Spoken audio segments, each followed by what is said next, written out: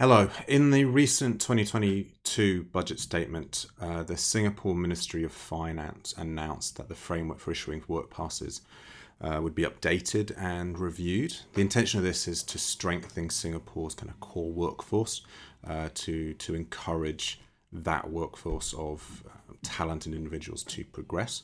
And it was also to ensure that any incoming work pass holders would meet the quality of Singaporeans in similar roles, and those roles are called PMETs, which is professional, managerial, executive, and technical. Essentially, this is a regulation, a scheme to ensure that Singaporeans get kind of first dibs at the job as such. As a result of that, and we're concentrating here on the EPs, the employment passes, there have been increases in the minimum qualifying salary. Now, these are going to be increased with effect 1st of September 2022 for new applications. So that's actually not that long away, realistically. And for renewals, 1st of September 2023. During the debate, as well as this increase, there was also the additional requirement to pass a new points-based scheme, which we'll go into a little bit later. So here we've got a very simple table. So apart from financial services, the current minimum salary is the 4,500 Singapore dollars, which, as we all know, was increased from previous amounts recently. That's going to go up to Singapore dollars 5,000 per month. Within financial services, the numbers are 5,000, 5,500, so $500 per month. Additional. There is an older candidate here as well in financial services where they're assuming that you're bringing in someone much more senior. And for financial services, you can see that that's 9,300. So if you have someone going over the 40 mark, or the mid 40 mark rather, there's a substantial increase in the base salary that they are getting.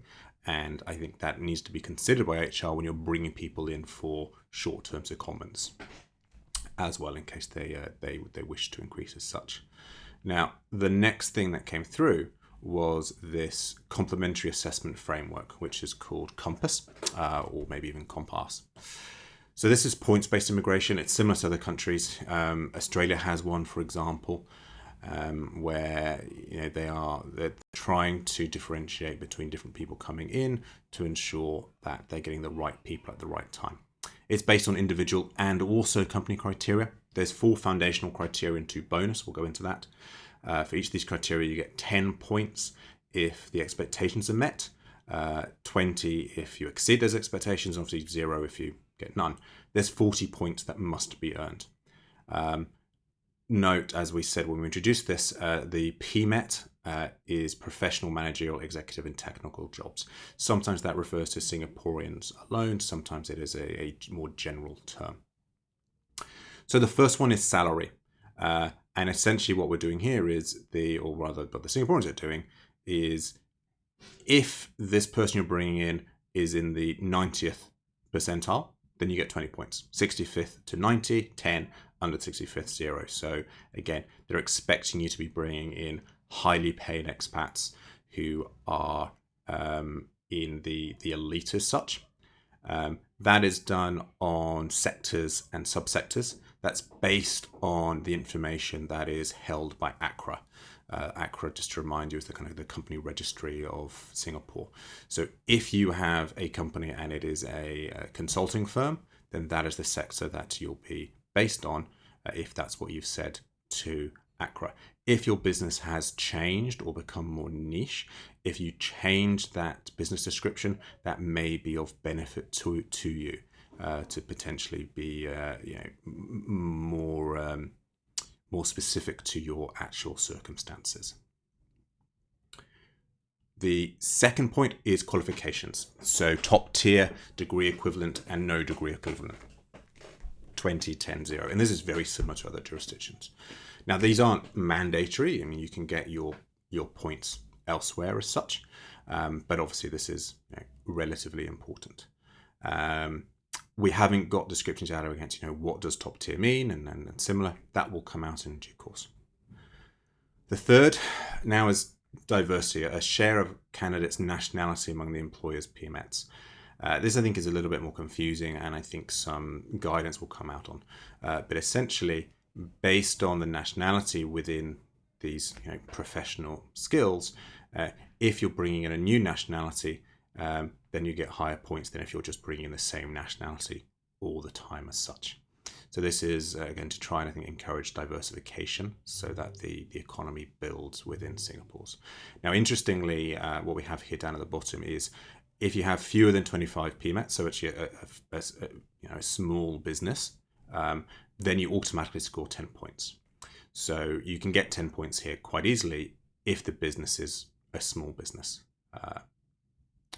Next one is support for local employment. Now, again, if you've got less than 25 PMETs, you score 10 by default. So straight away, a smaller business, you can have 20 points here. So something like a fund manager, you would get 20 points just on these two straight up as such.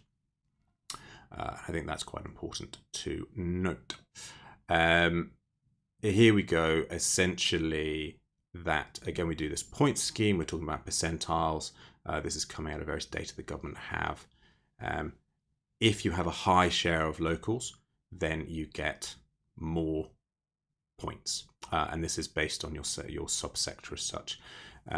This has always been a requirement, though it's been hard to kind of pin down the exact numbers. Here we actually have a framework that will come through. And as these application processes start going through, I think that the data of what these percentiles look like, at least as broad brushes, will come through, and this will enable some planning to take place. Now, there is an exemption, 20,000 Singapore a month, and you're exempt from this. So, bringing in a COO, someone senior within the business, CEO, a fund manager, I think we don't need to worry too much about this because you should probably be going exempt. Now, note, this is a minimum fixed salary. So this isn't, end of year bonuses, etc. This is the month to month salary that's coming through. Also, if it's an intra-corporate transfer under various WTOs, there are exemptions there as well. And then lastly, if it's just a short-term basis. So bringing someone in for a month or less, you'll be exempt from this requirement as well.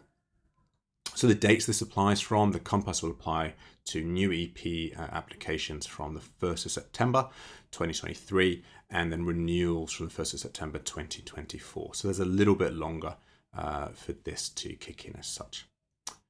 Action points, I think it's very worthwhile reviewing your current EP holders and asking yourself, will they pass? Not just on the basis that they will renew, but I think that shows you who you're recruiting and your history. So let's see, will that come through and will they pass? Make sure your HR teams are aware. And if you're in an international business, make sure the entities seconding you people are aware of this as well to make sure it comes through. There will be a pre-assessment tool that can go through for the Compass. I think it's worth taking steps to quantify your current status. Actually go through this process and see to the best way you can, do you make the diversity? Do you make the wage levels? What kind of points do people get? Even on the basis of who you have currently with EP holders, but also the type of jobs you're advertising. Are you advertising for people who are likely to get the required points, or actually are they more junior? And they've been getting in so far, but maybe won't in the future. That might change your business strategy of local recruitment now or upping those skill levels going forwards. Make sure Aqua's records are correct to make sure that you're going to be in the right subsector, because that could be a fundamental issue. And remember that people above Singapore 3,000 are PMS by default, no matter what their role is. But if you've got less than 25, you're going to score 20 points overall. So that's an advantage, I think, if you're a smaller business. That's it. As always, please feel free to give me a shout, and I hope that was useful. Thank you.